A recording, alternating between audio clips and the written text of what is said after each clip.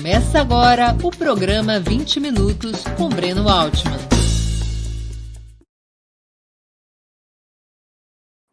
Bom dia! Hoje é 7 de dezembro de 2022. Está começando mais uma edição do programa 20 Minutos. Desde o golpe que derrubou a presidenta Dilma Rousseff em 2016, a Sexta República, forjada pela Constituição de 1988, vem submergindo em um pântano de corrupção e autoritarismo. A situação ficou ainda mais grave durante o governo Bolsonaro, sem desconsiderar a influência reacionária da Operação Lava Jato. Eleito por uma ampla frente de forças políticas para restaurar a Sexta República, o presidente Lula terá enormes obstáculos para reerguer e transformar as instituições do Estado, tanto no âmbito civil quanto militar, libertando a República Brasileira da influência do bolsonarismo, da extrema-direita. Para conversarmos a esse respeito, nosso convidado é o deputado federal Paulo Pimenta, representante do Rio Grande do Sul, eleito pelo Partido dos Trabalhadores, do qual é presidente estadual. Jornalista formado pela Universidade Federal de Santa Maria, além de ter cursado agronomia na mesma instituição, ocupa uma cadeira no Parlamento Nacional desde 2003 e se destacou especialmente no último período pelo combate à Operação Lava Jato e à perseguição judicial contra o ex-presidente Lula. Bom dia, Pimenta. Uma honra ter sua presença no 20 Minutos. Obrigado por aceitar nosso convite. Bom dia, Breno. Bom dia, prezados amigos e amigas. Estão aqui conosco no Opera Mundi. Prazer imenso poder estar aqui com vocês, Breno. Muito obrigado. Pimenta, uma das principais autocríticas do PT a respeito do ciclo anterior do partido no governo diz respeito à falta de empenho para aprovar uma reforma político-eleitoral que livrasse o sistema do voto uninominal, do poder excessivo do Senado, da falta de proporcionalidade entre representantes e o eleitorado, dos obstáculos para consultas populares impositivas, entre outros temas. Novamente, essa reforma continuará fora da pauta? Olha, Breno, quando a gente olha pelo retrovisor, né, e a gente faz um balanço do nosso governo, é claro que é que nem comentarista de partida que já terminou, né? É muito mais fácil de fazer avaliação. Mas existem determinadas coisas que a gente olha e pensa, mas como é que a gente conseguiu permitir que as coisas funcionassem dessa maneira, né? Eu sempre conto para o pessoal que no dia daquela fatídica sessão que afastou a presidenta Dilma, que era um domingo, foram suspensos os jogos do Campeonato Brasileiro, porque a Globo não queria perder nenhum momento daquela sessão. E um pouco passava a sessão e um pouco passava o Faustão. E no Faustão apareciam propagandas da Petrobras e do Banco do Brasil o tempo inteiro, né? Atrás do Faustão, né? Todos os ministros do Supremo Tribunal Federal que nós tínhamos indicado, num determinado momento, tinham se voltado contra nós, os ministros do Tribunal de Contas. E nós percebemos, né, que aquela ilusão que a democracia brasileira estava consolidada e que as elites do nosso país têm um compromisso com a democracia, aquilo era tudo uma grande... Né, não sei nem que palavra caracterizada, uma grande bobagem, vamos dizer assim. Uma grande ilusão, talvez? Uma grande ilusão, né? Isso levou a que determinadas pautas que eram estratégicas e decisivas para nós fossem secundarizadas, né? A reforma política certamente foi uma delas, mas no momento que nós tínhamos mais força política, que foi exatamente no início do primeiro governo do presidente Lula, nós acabamos priorizando pautas que eram importantes do ponto de vista da economia. Você lembra todo o debate sobre a questão previdenciária, que acabou dando origem ao PSOL, né? Mas naquele momento que nós tínhamos força, coesão, base parlamentar, nós precisaríamos ter mexido em questões estruturais que não foram, né, nunca tratadas, que envolve o tema da justiça, da comunicação, né, as questões tributárias. Quer dizer, os nossos avanços dessas questões foram muito tímidos, né? Então, eu tenho a impressão que tudo isso que nós vivemos precisa servir como um ensinamento, né? Quer dizer, ou nós vamos ter a dimensão de que esse processo vivido por nós foi também permitido por conta da incapacidade que nós tivemos de preparar o país para aquilo que poderia vir a acontecer, ou nós não entendemos nada da gravidade do que aconteceu. Eu espero que os 580 dias do presidente Lula em Curitiba, ele tenha pensado muito sobre isso, né? E que efetivamente ele entenda o desafio de governar hoje de uma forma ampla, com maioria parlamentar, mas que ao mesmo tempo tenha uma nitidez de objetivos e que entenda, né, o papel do governo e do partido como ferramentas fundamentais de organização da resistência e não absolutamente, né, um projeto de governo onde o acesso ao consumo era, né, a mola propulsora da busca do apoio na sociedade. Então é dessa maneira que eu vejo. Porque essa assimetria entre eleger um presidente da República e a representação parlamentar da esquerda ser absurdamente minoritária, que é um reflexo desse sistema político, é um dos problemas cruciais, não é? Certamente, né? E veja que nós insistimos durante a campanha eleitoral, talvez uma das campanhas que a gente mais bateu nessa tecla, a importância, né, de ampliar bancadas. Teve o fim da coligação da proporcional, que poderia, de alguma forma, ter refletido, né? Olha, essa federação aqui estão os candidatos do Lula, aqui, mesmo assim, né, nós não conseguimos obter o que nós queríamos. E tem um problema estrutural no sistema que leva a esquerda a ter um desempenho parlamentar relativamente tão ruim? Tem problemas aí.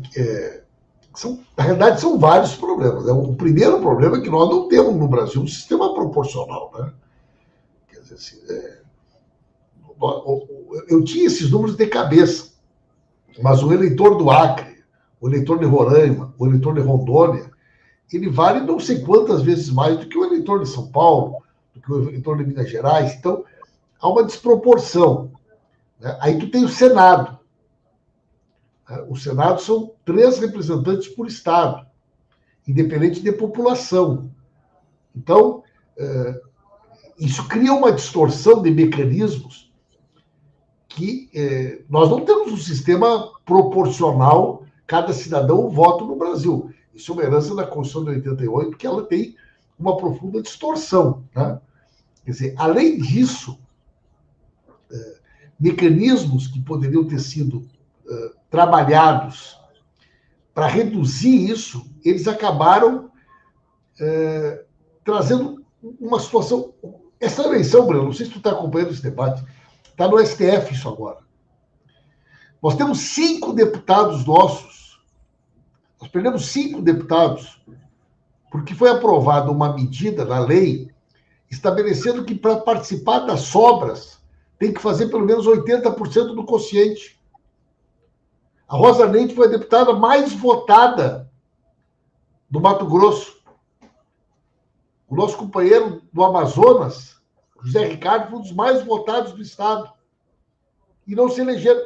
E a Constituição fala sistema proporcional, né? Tem uma ação hoje do Supremo questionando essa questão. Porque foi aprovada uma lei dizendo, não, é proporcional, mas para o partido participar da divisão das cadeiras do Estado, ele tem que ter feito pelo menos 80% do quociente. Mas que comando é esse? Né? Que lei é essa que estabeleceu? Então, tu vai criando mecanismos de alteração do cálculo da proporção, aonde, na realidade, a proporcionalidade vira um conceito permanentemente sendo modificado, né? Você acha que o PT e o governo deveriam apresentar, mesmo que não seja para votação imediata, uma proposta ampla de reforma política eleitoral, até mesmo tentando submetê-la a um plebiscito nos próximos anos, de tal maneira que em 2026 o país tenha outro sistema político eleitoral? Isso deveria ser uma prioridade do novo governo e da bancada dos partidos de esquerda? Sinceramente, Breno, sabe quantos deputados nós temos hoje, assim, no campo popular? Parece que 139. Isso incluindo PDT e PSB, que são sempre... Nessa legislatura, nós somos 136. Vamos ser 139. Então, pelo aquilo que a gente conhece do Congresso, da maneira como está se estruturando esse processo nesse momento, sinceramente, eu acho muito pouco provável que esse tema seja tratado como uma prioridade nesse período inicial do governo. Eu acho que essa questão orçamentária, essa questão tributária, ela está tão grave, está tão delicada, e o futuro governo precisa tanto aprovar determinados mecanismos que permitam, desde o início do governo, um nível de estabilidade orçamentária e que garanta minimamente o funcionamento da estrutura do Estado, que eu acho difícil que esse tema, que para nós é tão caro, ele seja priorizado na agenda política do país. Agora, mas ele poderia ser levado, ainda que ainda que buscando resultados a médio e longo prazo. É um projeto que poderia ser levado à discussão social pelo PT para buscar o apoio de PT, ABI, igreja, sindicatos, criar um movimento na sociedade para que essa reforma, por exemplo, seja objeto de um plebiscito. Quando for... Na realidade, Breno, na realidade, qual é o que é o nosso dilema, né? E tu é uma pessoa que conhece muito, né? Não existe nenhum processo de mudanças estruturais de cunho popular que tenha efetivamente mexido minimamente nas relações de poder da América do Sul, da América Latina, que tenha dado certo, que ela não tenha sido alicerçada por uma capacidade de desenvolver o nível de organização e consciência crítica da sociedade para defender esse projeto. Eu me lembro que eu convivia muito com aquele camarada, Breno, que era de Cuba, que era o assessor político deles aqui no Brasil. Sérgio Cervantes. Não, depois. Jorge Ferreira. Eu não vou me lembrar. E ele tinha trabalhado na Venezuela também. E ele dizia assim para mim, Paulo, né, esse negócio de fazer a inclusão pelo consumo não vai dar certo, né? Quer dizer, nós fizemos uma revolução do ponto de vista do acesso. Milhões de pessoas tiveram acesso a Minha Casa Minha Vida. Nós dobramos o número de vagas das universidades. Nós criamos programas revolucionários no campo, como o Luz para Todos, né? Acesso ao Pronaf, mais alimentos. O Paulo Rocha ontem deu um exemplo para mim impressionante. Pegou uma cidade chamada Castanhal, no Pará. Nós fizemos uma universidade, nós temos um Instituto Federal, nós tínhamos não sei quantas mil pessoas recebendo Minha Casa Minha Vida, nós fizemos não sei quantas mil ligações do Luz para Todos, o PT não elegeu nenhum vereador. E são milhares de exemplos. Quer dizer, nós fomos incapazes de trabalhar de uma maneira que as pessoas percebessem que essa revolução que aconteceu na vida delas não foi fruto do acaso, foi fruto de uma opção política, de um projeto do qual elas teriam que ter todo o interesse em mantê-lo. Aí qual é o dilema do PT? Tá, mas quem é que deveria ter sido feito isso? Quem é que deveria ter feito isso? Era o governo? Era o PT? Eram os movimentos sociais? foi o sujeito que, num determinado momento, deveria ter organizado a sociedade de modo a disputar uma visão de país, de Estado, de projeto, e que esses sujeitos que até então jamais tinham tido a oportunidade compreendessem que a vida dele estava sendo transformada por conta de uma opção de um projeto diferenciado. Isso nunca foi feito. Quer dizer, o cidadão acha que a vida dele melhorou porque ele mereceu, pela meritocracia, pelo seu esforço pessoal. Quando a vida complicou, a culpa era do governo. Então, eu acho que o maior dilema que nós temos hoje, e esse desafio está colocado pelo governo do presidente Lula, é responder a isso.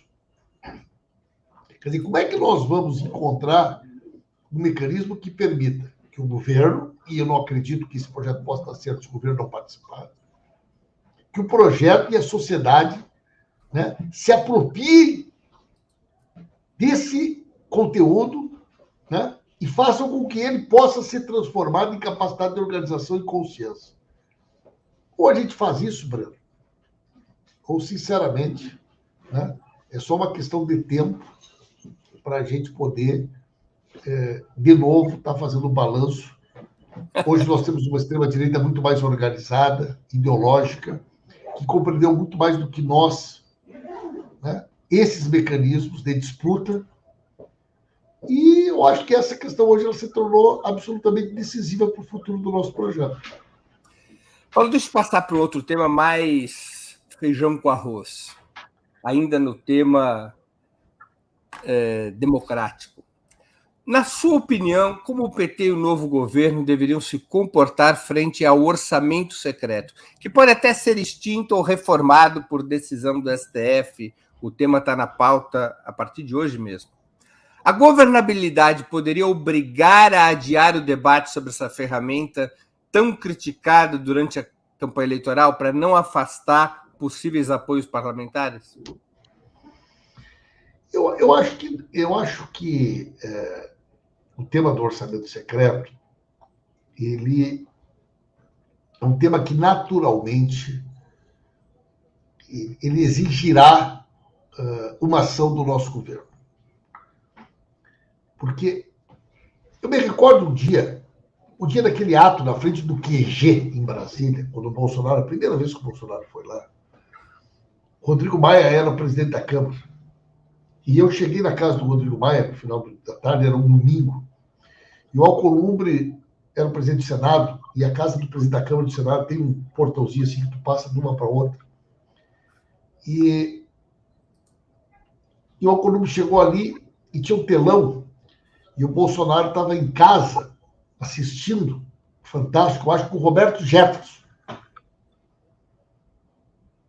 E naquele dia ali, ele tinha 23 parlamentares do PL que ainda continuavam com ele, naquele dia ali. E ali começou o processo de trazer o PP para dentro do governo, o Ciro Nogueira para dentro do governo. Né? Ali começou a montagem. E a partir dali o Bolsonaro ele simplesmente terceirizou a gestão do Estado. A verdade é que o Bolsonaro experimentou o mais tradicional e fisiológico experiência de governo. Tudo aquilo que a gente, da vida, ouviu falar do toma lá da cá é fichinha, perto do que esse governo fez. E mais do que isso, ele criou um mecanismo de proteção para que a sociedade não soubesse qual era o preço que cada parlamentar cobrava para se associar a esse projeto. Muitos parlamentares dizem assim, o orçamento não é secreto. Não, o orçamento não é secreto do ponto de vista da sua execução. É até interessante explicar um pouquinho como é que é o tal do orçamento secreto, né? Para as pessoas. Né? O que acontece? O orçamento secreto nada mais é do que você pegar uma verba orçamentária, no caso são quase 20 bilhões de reais, e você cria uma rubrica.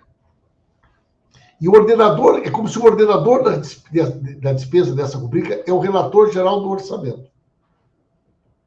Então, tu tem o orçamento da agricultura, tu tem o orçamento da saúde, tu tem o orçamento da educação, e tu tem 20 bilhões de reais que estão na mão do relator do orçamento. E quem autoriza esse empenho, quem manda esse limite para o Ministério, não é o Ministério do Planejamento, é o relator geral do orçamento. Então... O nome formal é emendas do relator. Então, o relator, ele vai, dali um pouco, vai chegar lá no Ministério da Agricultura, um ofício do relator.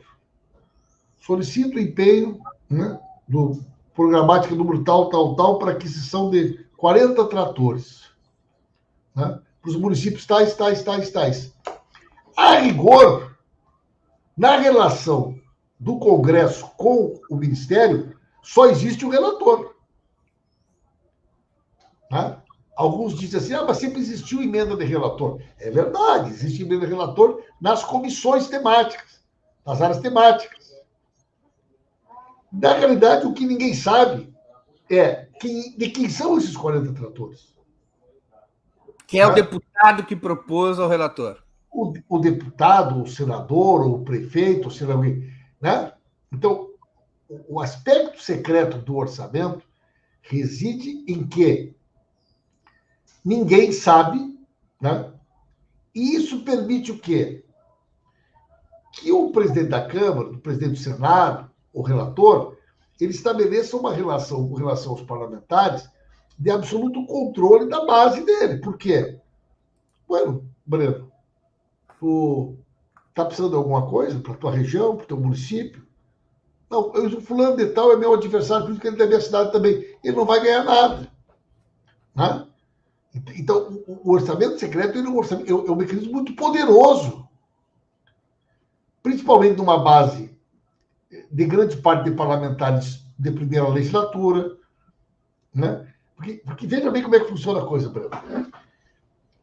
O orçamento vai ser votado agora. Né? Muito bem. Tem quase 200 parlamentares que não se reelegeram.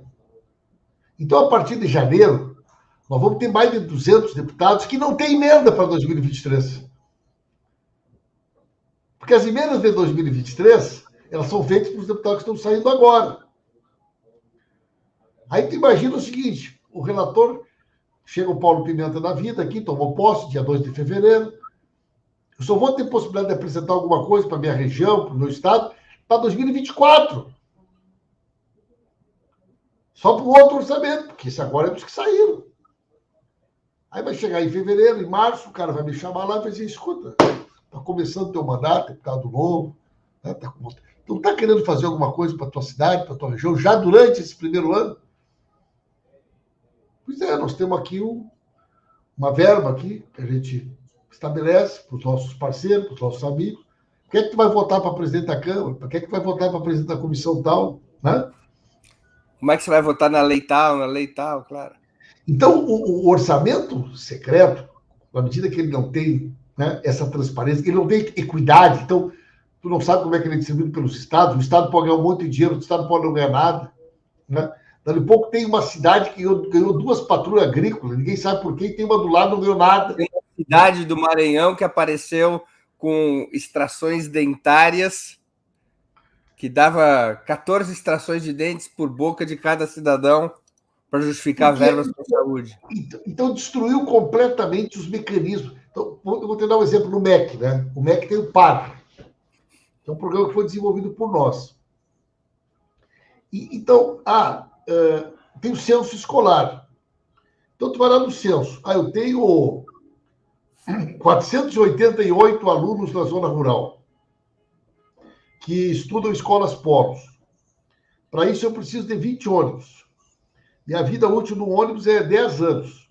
Então, eu sei, pelo PAR, que em 2026 eu tenho que botar 2 ônibus novos lá na cidade. Então, o PAR ele só vai permitir que a prefeitura peça esses 2 ônibus em 2026, porque o censo está mostrando isso. Acabou isso. Por exemplo, para te pedir uma creche, o censo escolar teria que mostrar que tu tinha uma demanda para fazer uma creche. Tá? Eu quero pedir uma creche para Corumbá das Antas. Não, mas o censo aqui não tem criança para fazer a creche. Então, nós tínhamos um mecanismo de transparência que O parlamentar não tinha nenhuma participação. Para garantir a equidade. Equidade, transparência e o mínimo de gestão. Isso tudo acabou. Se tu chegar hoje no Ministério da Educação, você assim, que é ministro, prefeito, meu município não tem mais ônibus, acabou os ônibus do meu município. Ele vai falar, vai lá na Câmara, acha um deputado da base do governo, pede para ele falar com o relator e manda ele me mandar um limite aqui que eu consigo os ônibus para ti. A vida real é assim. Agora, o governo, o novo governo, e o PT, como principal partido do... Esse mecanismo, ele é um traje. Agora, Significa a situação atual, em função da necessidade de constituir uma maioria parlamentar, a situação atual, que levou o PT a apoiar a reeleição do Arthur Lira, obrigará o novo governo do PT a engolir por mais algum tempo o orçamento do decreto? Eu acredito que não. Eu acho que o Arthur Lira já entendeu isso, né? O Rodrigo Pacheco já entendeu isso, o presidente Lula tem dito. Nós não somos contra a emenda, né? Nós achamos que a emenda é uma ferramenta importante e ela, de certa forma, ela é uma forma de fazer chegar o dinheiro no pequeno município, na ação. Agora, ela tem que ser transparente, tem que existir uma equidade de distribuição entre os estados, tem que haver um parâmetro que todos os parlamentares possam acessar, tem que ser público, não adianta, tu entendeu? Então, eu acho que dificilmente vai conseguir recuar. Olha, o parlamento não vai mais ter tanta participação. E outra coisa, as ações, né? As ações, então, por exemplo, agora, tá aí, não tem dinheiro para transporte escolar. Está no orçamento. Tem 465 mil para o ano que vem. Dá para comprar uma van. Né? Não tem dinheiro para a farmácia popular. Então, as ações que o parlamentar, onde ele pode alocar o recurso, tem que ser definida pelo executivo. Né? Quer dizer, é o executivo que tem que dizer, olha, eu tenho essas opções aqui na área da saúde, eu tenho essas opções aqui na área da educação. Né? Tu até pode ficar com crédito na tua cidade, olha, foi fulano de tal que botou. Mas tem que ser nessa ação aqui, aonde o governo precisa e tem que ter uma base conceitual de sustentação e transparência. Para estabelecer esses critérios de transparência, equidade e gestão, é necessário o quê? Uma aprovação de uma lei no Congresso? Não. Na realidade, eu acho que é nesse caminho que o Supremo Tribunal Federal vai. Né? Que é transparência, que é... Né? Porque... Sim, mas o mecanismo que o parlamento tem para retificar as emendas de relator e adequá-las a critérios mais transparentes, qual é o mecanismo? Precisa ser aprovada uma lei? Ou... É uma questão do orçamento mesmo, né? LDO, né? Entendi. Porque cada deputado tem uma emenda, tem uma verba de emenda, né? 50% da emenda de cada parlamentar tem que estar para a saúde, né? A lei manda isso. Todas as emendas. Do relator também, todas elas, 50% sempre para a saúde. Né? Mas é um mecanismo que evidentemente, que mantido, ele subordina o executivo. Não é possível, rapaz. Tu imagina o seguinte, tu é ministro da Agricultura, tu não escolhe, tu não tem um programa, tu vai comprar trator que os caras mandaram tu comprar para entregar para uma cidade que tu não sabe nem por quê.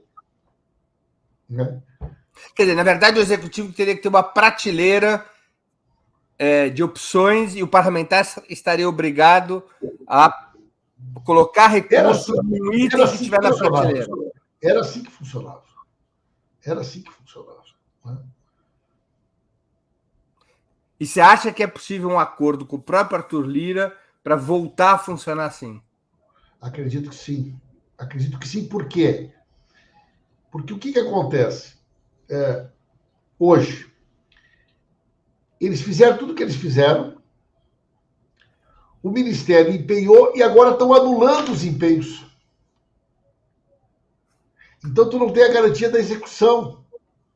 Quer dizer, se tu não resolver isso com o Executivo, tu não consegue fazer a conclusão da história. O dinheiro não chega nessa... Tu empenha, tu não faz o convênio, tu não assina o contrato, tu não autoriza o financeiro. Então, o executivo tem poder e mecanismos para garantir que essa transparência, essa equidade, ela também garanta um percentual maior de resolutividade e de resultado lá no final. Porque, o que está acontecendo agora, Breno? Tu tem mais de 200 deputados que não se reelegeram. Boa parte deles recebeu essas emendas RP9. Paulo, primeiro deixa eu fazer, desculpa te interromper, não seria mais transparente com melhores resultados para o país se acabassem as emendas parlamentares? Não, Breno, eu tenho uma frase que eu gosto, eu vi aqui que o camarada aqui colocou aqui, ó, o Fred Dreyfus, né? Isso. Gente, a política é a mediação entre aquilo que a gente quer e aquilo que a gente pode. A política é a mediação entre aquilo que a gente gostaria e as condições objetivas permitem. Nós temos 136 deputados. Desses, talvez a metade não concorde com o que eu estou falando aqui. Ah, não seria bom? Ah, seria muito bom. Seria ótimo. Ah, não seria maravilhoso que não existisse emendas parlamentares e todos os programas estivessem na mão do executivo? Mano, seria maravilhoso. Como é que faz isso? Né? Onde é que aprova? Onde é que tem voto? Onde é que tem força? Onde é que tem... Então, o possível agora seria regulamentar essas emendas. Né? E nós já cometemos esse erro, Breno, de não entender isso. Tu não entender que nós temos um sistema no Brasil que leva a essa distorção que tu falou lá no início e que faz que o parlamento, por conta dessa distorção, porque qual é o problema nosso? O problema nosso está lá, ó, o sistema eleitoral brasileiro foi concebido achando que lá naquele velho plebiscito o parlamentarismo ia ser vitorioso. Esse modelo aí que passou pelo Mário Covas, por tanta gente que pensou esse sistema, na época, quando ele foi concebido, eles imaginavam que o plebiscito ia ser vitorioso no pós-Constituição de 88.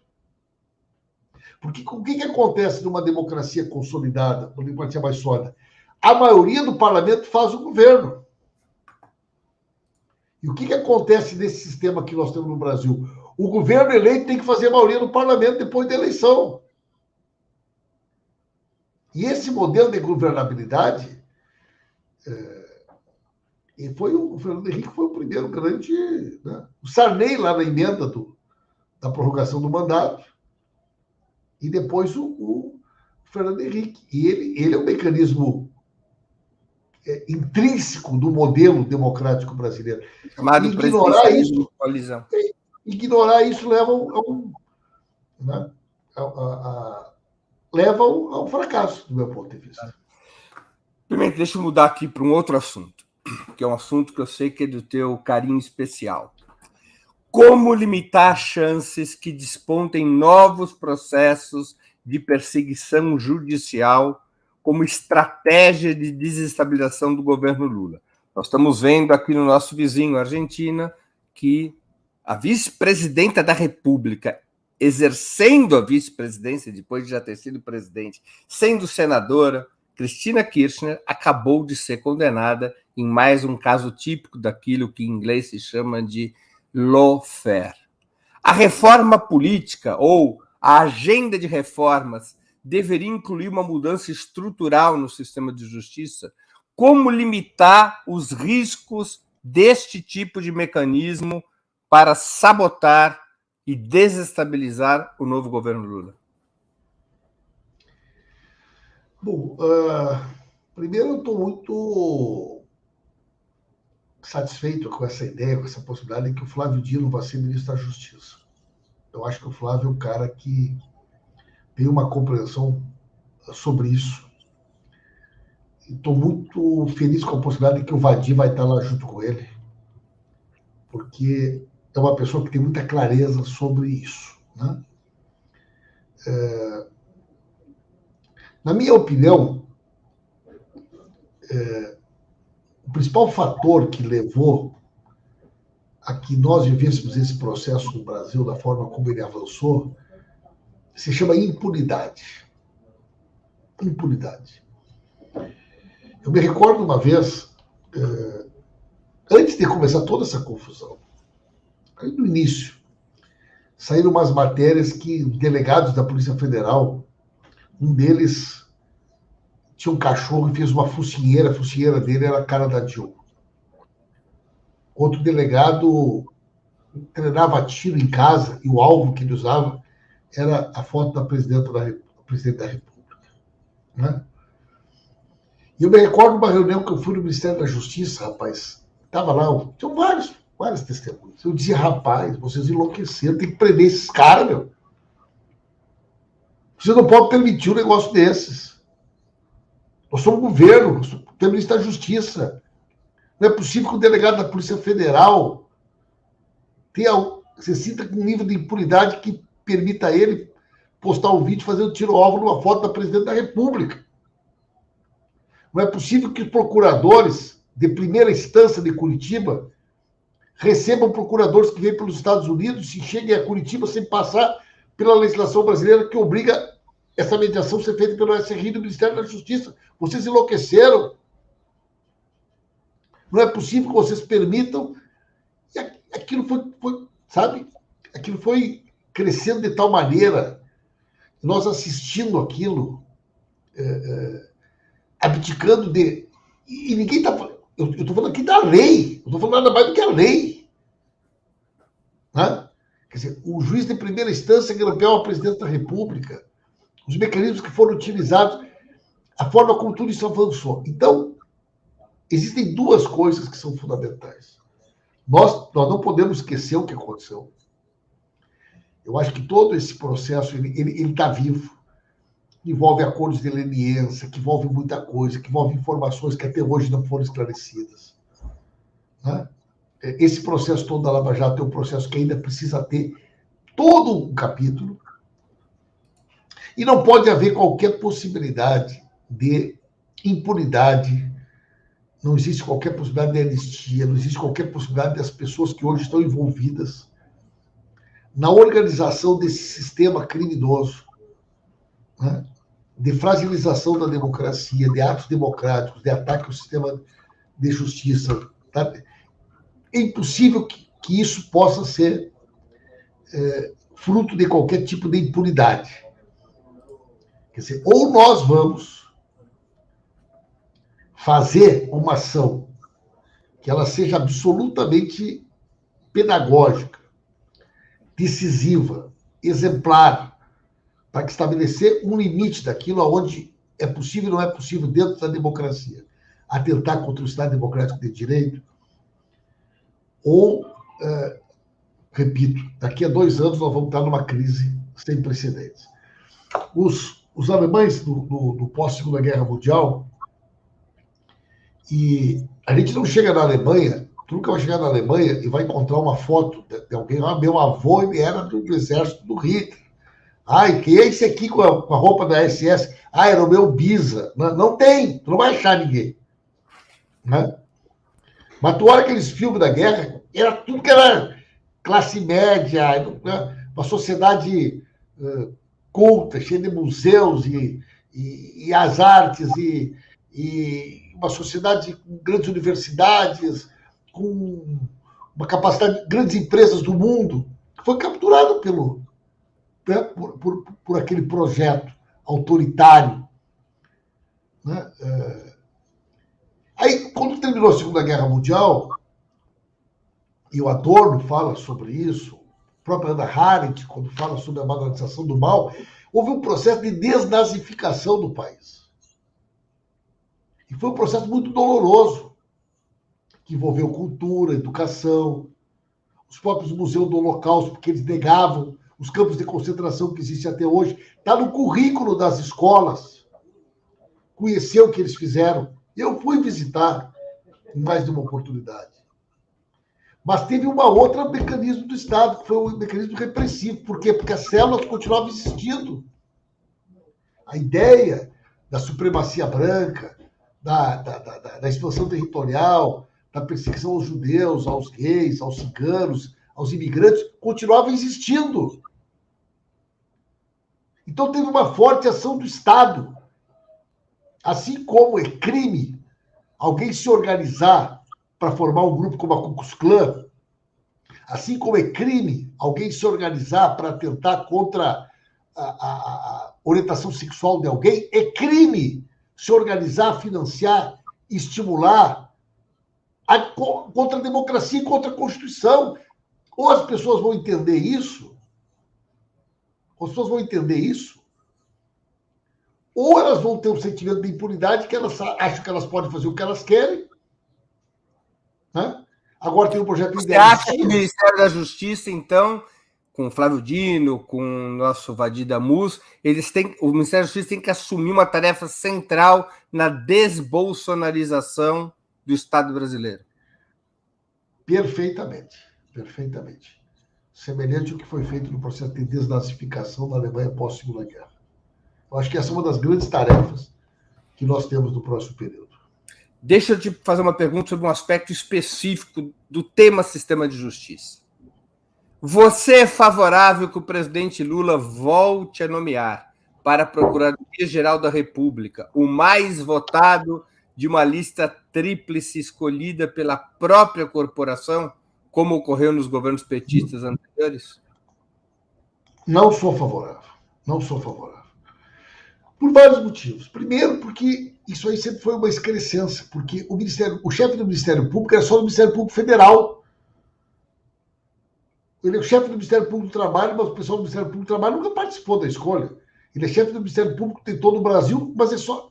Gente, então é o seguinte, isso aí virou, né, um controle corporativo, né, de uma estrutura do Estado, subverteu a lógica, inclusive das competências que foram conferidas a ele na Constituição de 1988, e eu acho que nós não podemos cair nesse discurso, né, de ser capturado por essa lógica corporativa, e eu, se eu puder opinar, pode ter certeza que não vou cair nesse conto da sereia aí, não. Porque, pela Constituição, o presidente da República tem livre-arbítrio. Escolhe quem ele quer. O procurador-geral, que tem que ser aprovado pelo Senado. Escolhe quem ele quiser. O mecanismo é a aprovação pelo Senado. Claro. Mas ele pode escolher qualquer pessoa para cumprir a função de Procurador-Geral da República. Não precisa nem ser procurador de carreira. Perfeitamente. É isso que manda a Constituição. Só para esclarecer a nossa audiência, a lista tríplice, isso que o deputado Paulo Pimentel estava se referindo, a lista tríplice, ela é feita com base na consulta apenas dos que integram uma das 7 associações dos procuradores da República, apenas a Associação Nacional dos Procuradores Federais. Todas as outras 6 associações, procuradores do trabalho, procuradores fazendários, que também são chefiados pelo Procurador-Geral, essas outras associações não participam. Eu nunca vi um negócio desse. É apenas uma das associações. E o Procurador-Geral que escolhe o chefe do Ministério Público do Trabalho, é ele que escolhe. É o Aras que escolhe quem é o... E a Associação dos Procuradores Federais, ela é dominada, na sua imensa maioria, por homens brancos, ricos, que puderam, para fazer concursos para procurador federal, na sua maioria, não todos, puderam ficar anos só estudando, o que não é exatamente a realidade dos filhos da classe trabalhadora e assim por diante. Pimenta, deixa eu ir para um outro tema que tem a ver com a limpeza do Estado. Como tratar a questão militar, no qual o alto mando das Forças Armadas demonstrou alinhamento estrutural com o bolsonarismo? Você acha que deveria servir de inspiração o exemplo do presidente colombiano, Gustavo Petro, que passou à reserva dezenas de oficiais ligados à extrema-direita, entre outras medidas, ou o que resta, por causa da correlação de forças, é mesmo virar a página, como ocorreu em outros momentos de nossa história? Eu acho que não, nenhuma coisa nem outra, né? Virar a página é impossível, porque hoje nós temos um nível de comprometimento, né, de envolvimento, um nível de privilégios, de alterações de legais que foram feitas, que elas imediatamente precisam ser revogadas. Vou te dar 2 exemplos. Primeiro, essa decisão que permitiu que o soldo do militar reformado não fosse somado ao valor do salário a título de cumprimento da Constituição sobre a questão do teto. Gente, isso é uma maior excrescência. Isso é uma maior vergonha. Quer dizer, o militar que vai para o governo ele pode receber o soldo mais o salário da função. Ninguém pode. Só ele. Né?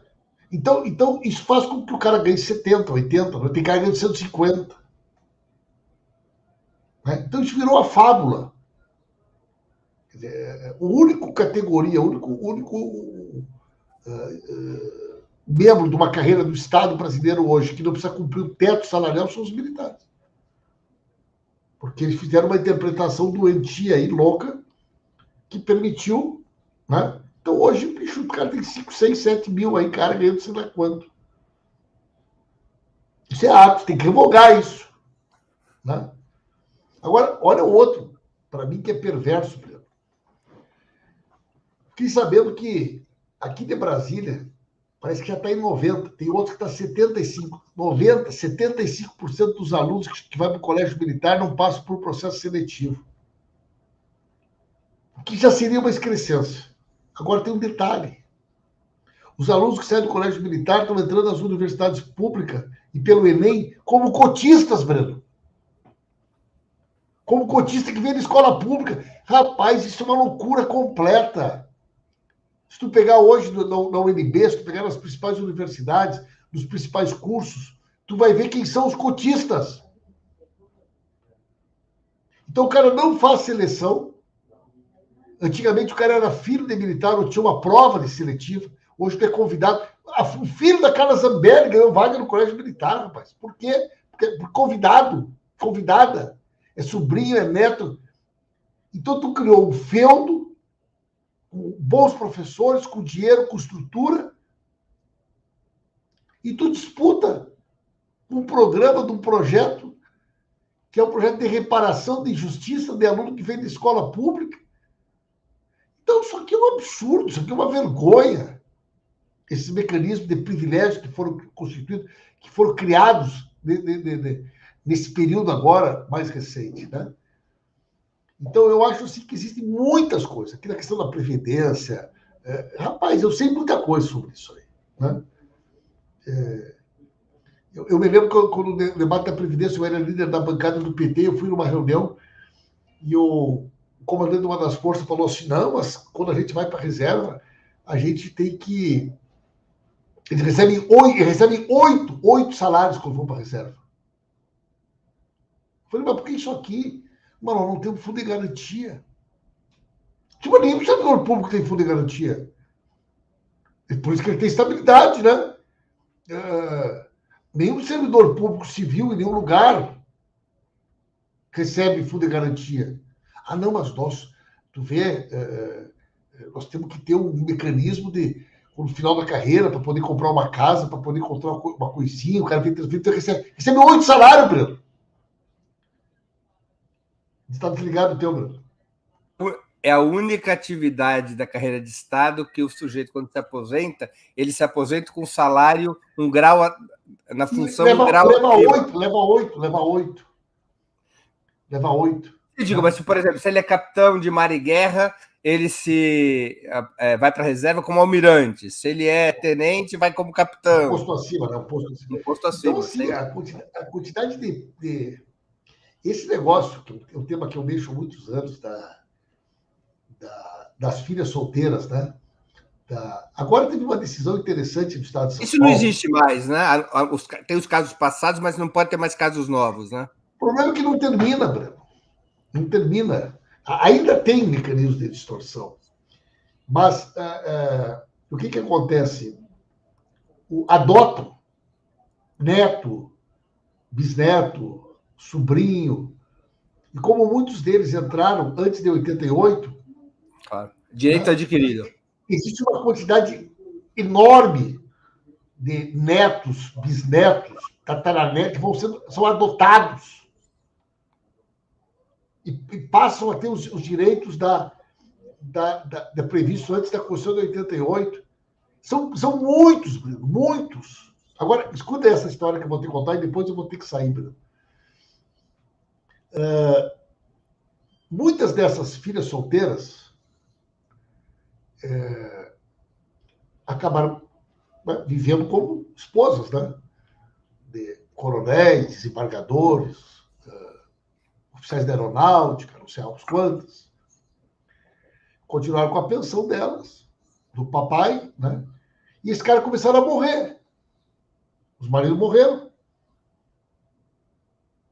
E aí, o marido morreu, eu quero a minha pensão de viúva. Tá, mano, como é que tu vai querer a pensão de viúva se tu é solteira? Né? Não, mas eu vivi a vida inteira, o mesmo plano de saúde, a mesma casa, nós temos 3 filhos, eu era mulher. Né? Tá, mas tu não tinha pensão de filha solteira? Então, foi tomada uma decisão pela justiça, Breno, que permite que ela possa ter direito às 2 pensões. Ela tem ela tem a pensão do pai como solteira e ela tem a pensão do marido como casada. E, inclusive, tem um caso muito conhecido de uma que morreu, o marido que era general, ela casou com um brigadeiro e que morreu também, e ela tem 3. Uma de solteira e 2 de casada. Pimenta, deixa eu fazer uma última pergunta de mérito, que eu sei que é um assunto dos seus cuidados e que também tem a ver com esse tema da democracia. Outra importante autocrítica do PT e do próprio presidente Lula diz respeito à democratização dos meios de comunicação, por não terem sido adotadas medidas reais para reduzir a concentração da propriedade dos veículos de comunicação, apesar da determinação constitucional a respeito, que nunca foi regulamentada. O terceiro governo Lula, na sua opinião, deveria apresentar uma nova agenda sobre esse tema? O PT nunca priorizou, em nenhum dos seus governos, o tema da comunicação como algo estratégico daquelas questões consideradas fundamentais para a afirmação do nosso projeto. Nós já tivemos um avanço importante, a reunião da executiva, a reunião da bancada, em todas elas já foi incluído a pauta da comunicação como um pleito central do PT. Coisa que nunca tinha acontecido, Breno. Sempre foi um ministério. Segundo, o presidente Lula tem absoluta clareza disso. Eu não tenho a menor sombra de dúvidas de que esse tema da comunicação ele é central para a construção de um projeto, né, capaz, inclusive, de dar nitidez.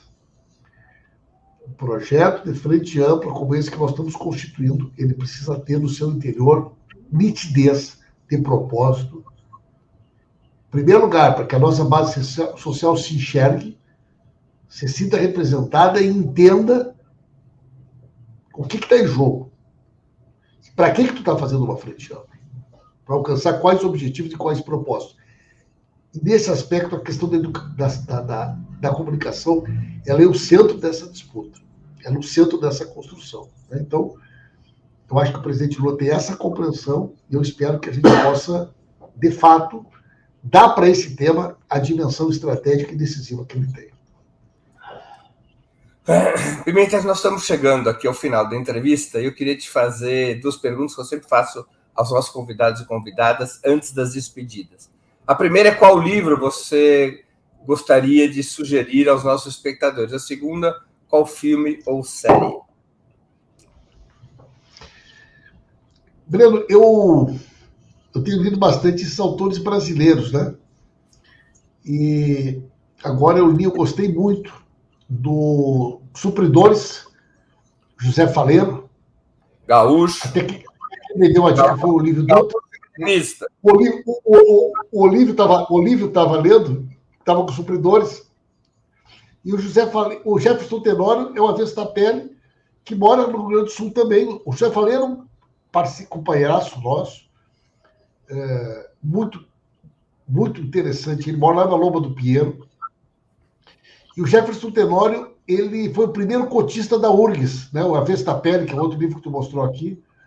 Ele foi o primeiro cotista da URGS. Doutorado da PUC, é uma figura extraordinária. Eu gosto muito dele também. Teve no nosso evento quando o Lula esteve em Porto Alegre. Então, eu sugiro esses 2 livros aqui. O A Vesta Pele, do Jefferson Tenório, e Os Supridores do Faleiro. Né? O filme, ou série, eu sugeriria aí 2, aí, eu acho que talvez o 1985, que está tão, né, presente agora, mais com essa questão da Argentina, né? Leon, eu acho que ele ganha mais dimensão. E não sei se vocês colocaram alguma outra aí. Eu gostei do Glória também, gostei bastante do Glória, né? Que essa série da Netflix, essa série portuguesa sobre a questão da Guerra Fria. Excelente. Né? Então, as minhas sugestões são essas aí, Breno. Né? E vem cá, quem vão ser os 4 finalistas da Copa do Mundo? Rapaz, eu acho que vai ser Argentina e Brasil. Numa chave. Vai ser um jogo dramático. E França e Portugal no outro.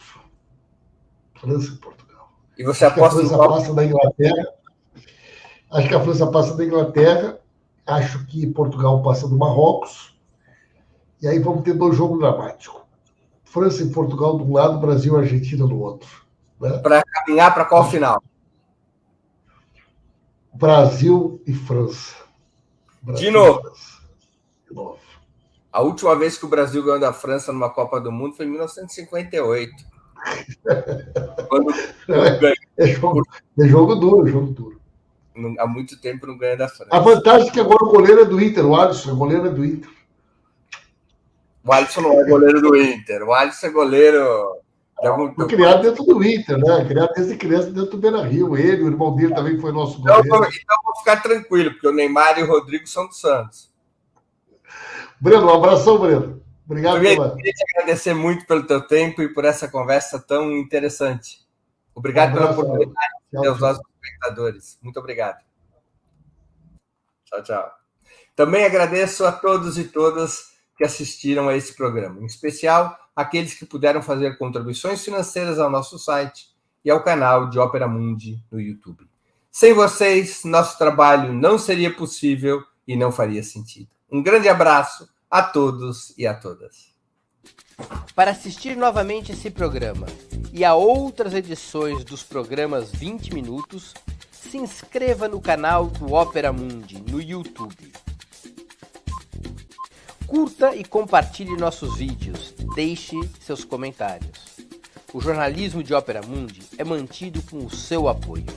Faça uma assinatura solidária em www.operamundi.com.br.